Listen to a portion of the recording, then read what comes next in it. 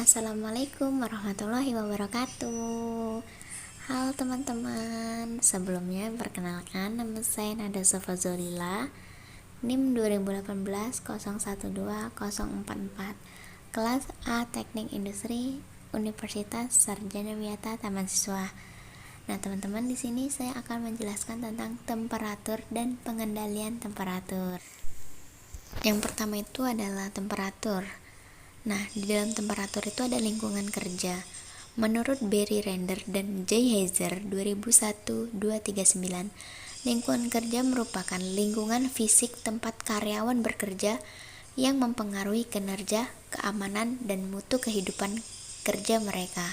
Nah, lingkungan kerja juga merupakan salah satu penyebab dari keberhasilan dalam melaksanakan suatu pekerjaan, tetapi juga dapat menyebabkan suatu kegagalan.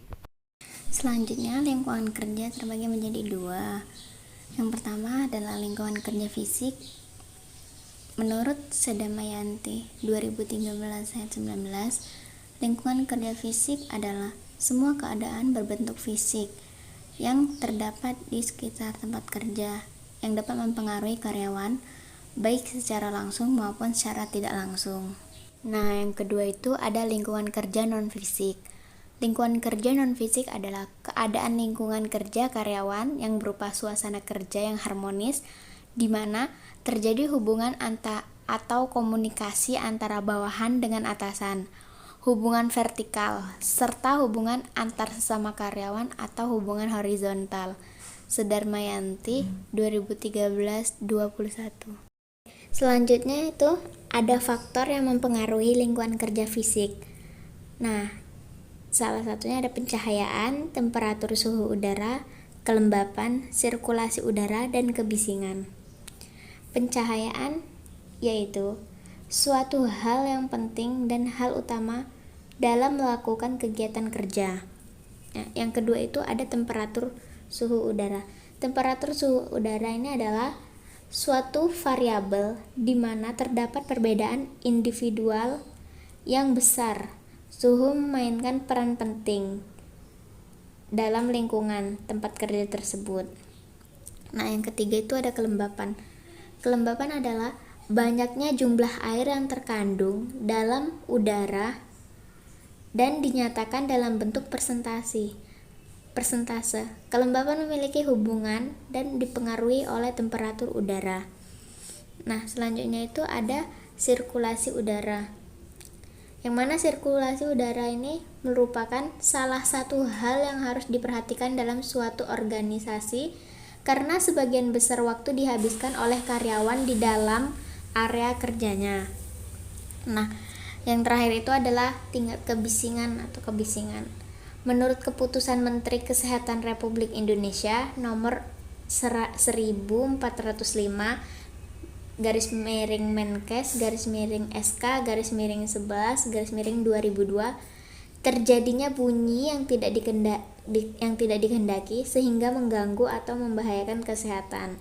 Tata cara untuk menghilangkan kebisingan tersebut menurut keputusan di atas yaitu dengan cara merendam, menyekat, memelihara penanaman pohon, membuat bukit buatan, dan lain-lain.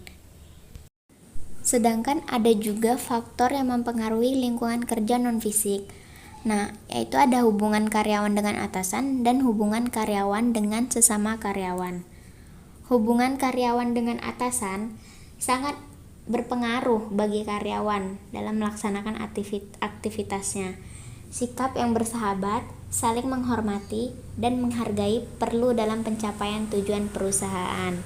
Sikap bersahabat yang diciptakan atasan akan menjadikan karyawan lebih betah untuk bekerja dan dapat menimbulkan semangat kerja bagi karyawan. Dari Niti Semito 2008 171 sampai 173. Selanjutnya itu ada hubungan kerja karyawan dengan sesama karyawan. Hubungan kerja antar karyawan sangat diperlukan untuk melakukan pekerjaan, terutama bagi karyawan yang bekerja secara kelompok. Apabila terjadi konflik, maka akan memperkeruh suasana kerja dan akan menurunkan semangat kerja. Hubungan kerja yang baik antar karyawan yang satu dengan yang lain, maka akan meningkatkan semangat kerja bagi karyawan, di mana mereka saling bekerja sama atau saling membantu dalam keadaan penyelesaian suatu pekerjaan. Nah, ini dari Niti Semito 2008 171 sampai 173. Selain lingkungan kerja, yang kedua itu ada tubuh manusia. Tubuh manusia merupakan keseluruhan struktur fisik organisme manusia. Tubuh manusia juga akan selalu berusaha mempertahankan keadaan normal dengan suatu sistem tubuh yang sempurna sehingga dapat menyesuaikan diri dengan perubahan-perubahan yang terjadi di luar tubuh tersebut.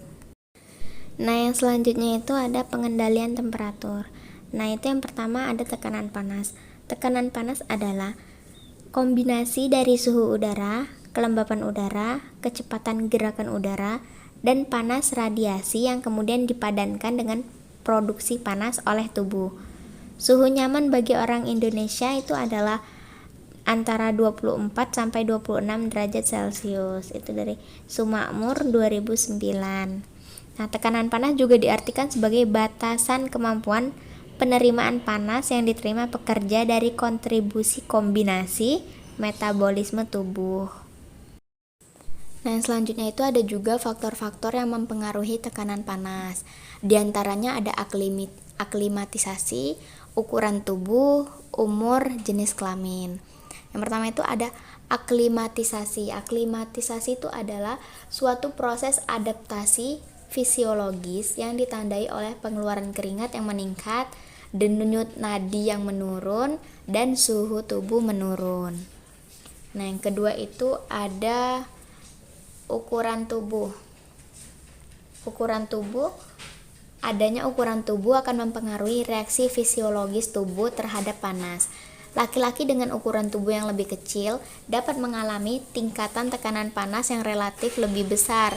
Hal ini dikarenakan mereka mempunyai kapasitas kerja maksimal yang lebih kecil. Itu dari Siswanto 2005. Yang selanjutnya itu ada umur. Daya tahan seorang terhadap panas akan menurun pada umur yang lebih tua. Orang yang lebih tua akan lebih lambat keluar keringatnya dibandingkan dengan orang yang lebih muda. Orang yang lebih tua memerlukan waktu yang lama untuk mengembalikan suhu tubuh menjadi normal setelah terpapar panas. Itu ada jenis kelamin. Adanya perbedaan kecil aklimatisasi antara laki-laki dan wanita. Wanita tidak dapat beraklimatisasi dengan baik seperti laki-laki.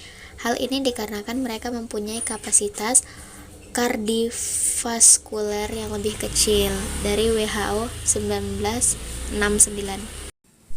Nah, selanjutnya itu ada resiko akibat pemaparan suhu lingkungan panas yang berlebihan. Yang pertama itu ada heat cramps. Heat cramps itu adalah kondisi mengancam jiwa di mana suhu tubuh mencapai lebih dari 400 derajat Celcius atau lebih.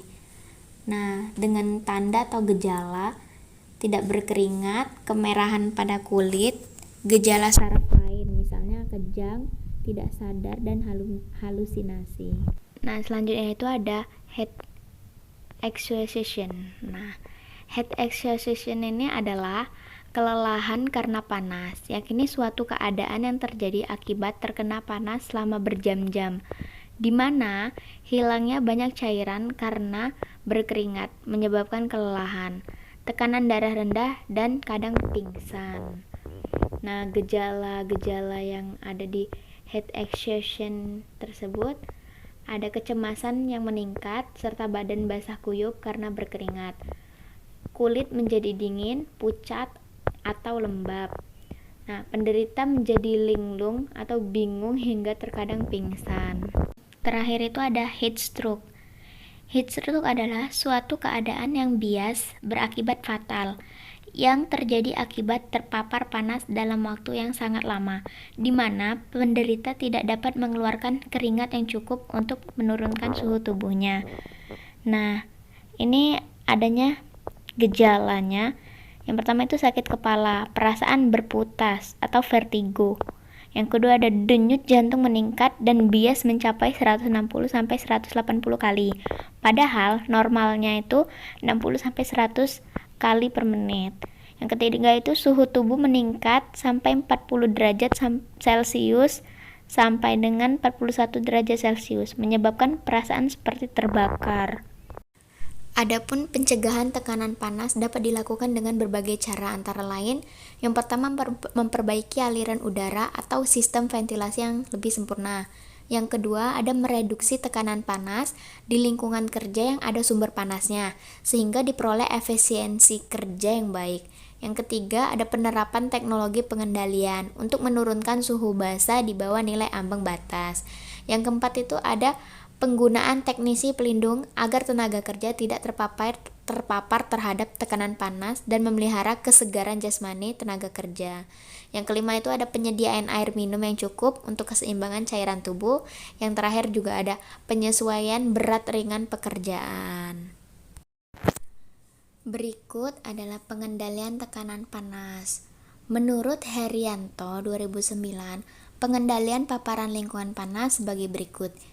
Yang pertama, ada pengendalian administratif. Periode aklimatisasi yang cukup sebelum melaksanakan beban kerja yang penuh. Untuk mempersingkat pajanan, dibutuhkan jadwal istirahat yang pendek tetapi sering dan rotasi pekerjaan yang memadai. Ruangan dengan penyejuk rasa atau AC perlu disediakan untuk memberikan efek pendingin pada pekerja waktu istirahat. Penyediaan air minum yang cukup. Nah, yang kedua itu ada pengendalian teknik. Pengendalian teknik ini dengan cara mengurangi produksi panas metabolik tubuh, automatisasi dan mekanisasi beban tugas akan meminimalisasikan kebutuhan kerja fisik pekerja. Mengurangi penyebaran panas radiasi dari permukaan-permukaan benda yang panas dengan cara isolasi atau penyekat dan remote control. Nah, seterusnya juga ada mengurangi bertambahnya panas konveksi seperti penggunaan kipas angin untuk meningkatkan kecepatan gerak udara di ruangan kerja panas. Mengurangi kelembapan AC, peralatan penarik kelembapan dan upaya lain untuk mengeliminasi uap panas sehingga dapat mengurangi kelembaban di lingkungan tempat kerja. Nah, yang terakhir itu ada alat pelindung diri. Untuk bekerja di tempat kerja yang panas dan lembab, perlu disediakan baju uang tipis dan berwarna terang hingga mengeluarkan panas tubuh dengan proses evaporasi keringat menjadi lebih efisien. Kacamata yang dapat menyerap panas radiasi bila bekerja dekat dengan benda-benda yang sangat panas, misalnya cairan logam atau oven yang panas. Nah, itu adalah alat pelindung diri untuk mengendalikan temperatur panas tadi, kayak gitu. Ya, oke, sampai sini dulu penjelasan dari saya. Kurang dan lebihnya saya mohon maaf. Assalamualaikum warahmatullahi wabarakatuh.